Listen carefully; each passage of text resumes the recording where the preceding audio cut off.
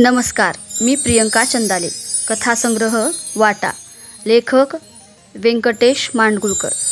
कथा घाना. जुने घर फार सोयीचे होते. मोठ्यांना तर होतेच होते, पण आम्हा मुलांनाही होते. अंगणात सुरेख निंबाचे झाड होते.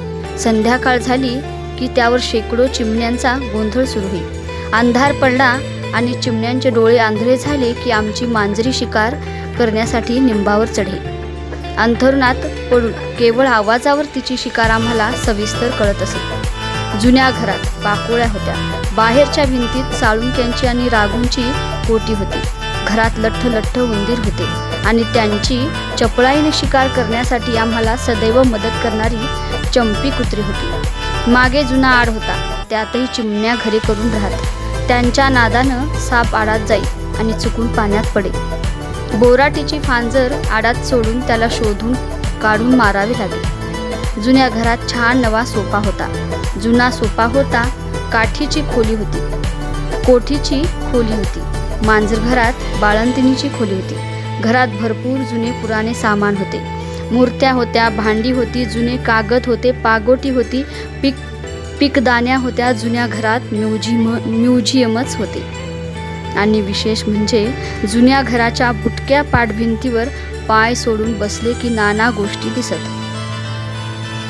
सोनाराच्या आडावर पाणी भरणाऱ्या बायका दिसत. समोर पाटलाच्या वाड्यातली गडबड दिसे. वाण्याचे दुकान आणि गिराईकांची हालचाल दिसे. त्या तिकडे पलीकडे सुतार मेट दिसे. देवळापुढचा मोठा पार दिसे. त्यावरचा मोठा निंब आणि त्यावर बसलेले बगळे दिसत. कधी सकाळी कधी संध्याकाळी हे सगळे बघता बघता मजेत वेळ जाईल. खिशात शेंगा, तीळ आणि गांजरांच्या फोडी घेऊन खात बसावे आणि बघावे.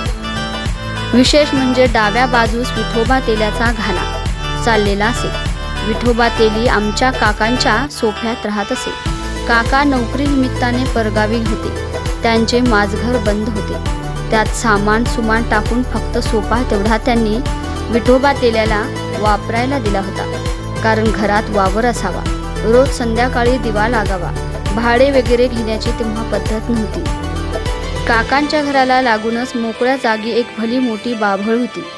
खरे तर रानात ओघळ, घरास सिंदळ आणि दारात बाभळ नसावी असे कुण्या शहाण्या शाहिराने सांगितले आहे. पण त्याच्याकडे दुर्लक्ष करून ही बाभळ लोकांनी वाढू दिली होती.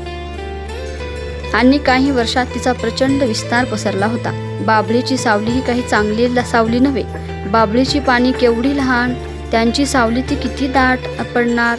त्यात पाणी वाळून सारखा भुरभुर कचरा खाली पडतो.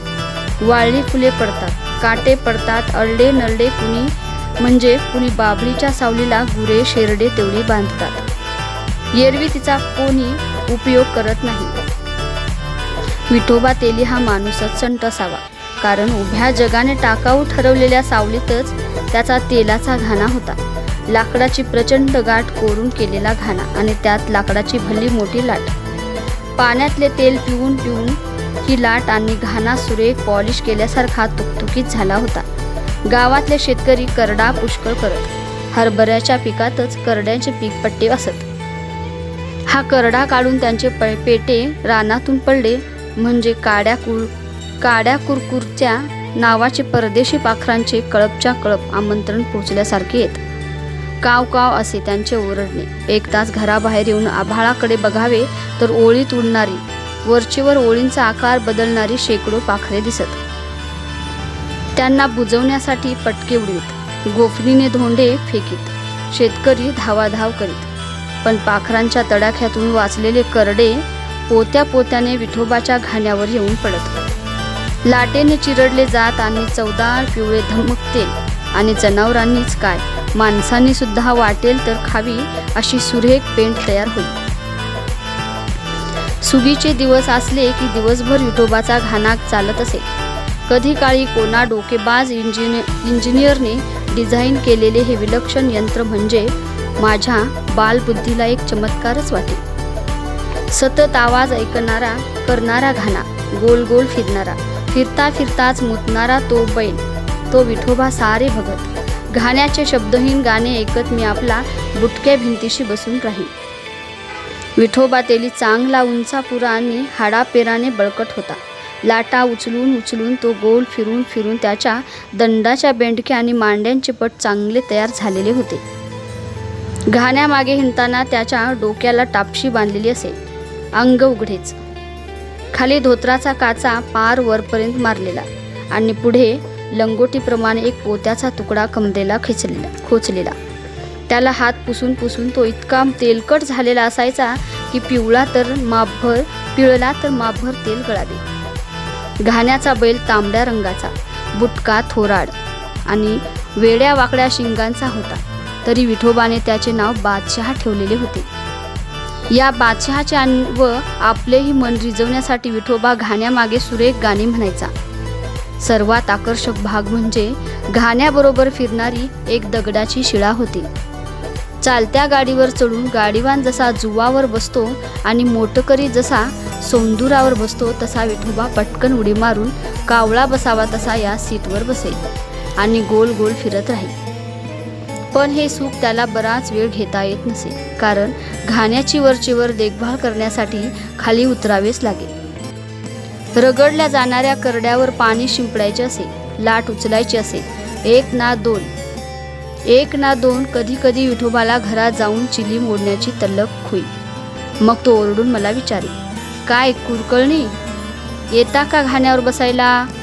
मला तेच पाहिजे असे. हो आलोच. जादूच्या उडत्या गालीच्या वर बसावे तसा मी त्या शिळेवर बसे व घाणा सावकाश गोलगोल फिरत राहील, करत राहील. हळूहळू सगळे जगच माझ्या भोवती फेर धरून फिरू लागे. बाबळ फिरे, काकांचे घर फिरे, आमचे घर फिरे, सोनाराचा निंब फिरे, समोरची सोडून नुसती उभी केलेली बैलगाडी, शेळ्या, कोंबड्या सगळे फिरत राहील. पोटात खोल खड्डा पडे. विठोबाची चिली मोडून झाली, तो पुन्हा कामावर आला तरी मला घाणा सोडून बाजूला व्हावे असे वाटत नसे. तोही मला मन मानेल तितका वेळ बसू दे. पण माझ्या घरातले लोक दुष्टपणा करत. आई किंवा काका किंवा अक्का प्रत्यक्ष येऊन मला आंघोळीला घेऊन किंवा जेवायला किंवा झोपायला घेऊन जात. रात्री पासोडीत शिरून डोळे मिटले तरी आपण घाण्यावरच आहोत असे वाटे. त्याच वेळी मी एक महत्वाकांक्षा मनात पक्की ठेवून दिली. आपण मोठे झालो की विठोबा तेल्यासारखा एक घाणा करायचा आणि मनमुराद हवा तेवढा वेळ स्वतःच्या मालकीच्या घाण्यावर बसून गोल गोल फिरायचे, मस्त मज्जा करायची. जेवायला, आंघोळीला, झोपायला जायचेच नाही. ते बाळपण कितीतरी मागे पडले आहे. आता आयुष्य उतारावरून घरंगळते आहे. रोजच्या घाईगर्दीतून, व्यापात्यापातून कधीतरी एकांत वेळी विठोबाचा घाणा आठवतो. ती महत्वाकांक्षा आठवते. वाटते नाहीतरी काय करतोय, घाणाच चालू आहे, त्याच त्या रिंगणातून फिरतो आहे. किती प्रगती झाली, कुठे होतो, कुठे आलो हे आपले म्हणण्यासारखे